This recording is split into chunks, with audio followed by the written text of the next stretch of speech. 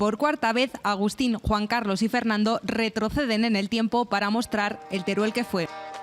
De la foto más antigua, 1867, hasta 1975.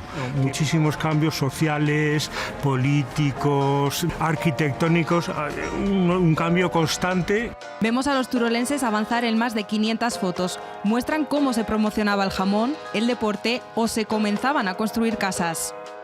Y son recuerdos de la gente y nos han ayudado muchísimo. De hecho, en cuanto publicamos el primer libro, como ha dicho Juan Carlos, pues la gente, oye, que tengo fotografías, que tengo de mi abuela, que tengo de mi padre, y ese ha sido el método de recopilar todas estas fotos. Tomo aparte e inédito Nazis en Teruel o cómo quedó el cementerio en su batalla. Publicado, la verdad es que hemos pasado de soslayo un poco por el tema de la guerra civil. La verdad es que no nos apetecía mucho, sí que hemos puesto alguna pincelada, sí que hay de la reconstrucción de Teruel, pero no habíamos puesto nada de la guerra civil. Un Teruel retratado e incluso revelado por sus vecinos que da una nueva visión de una ciudad que falta descubrir cómo será.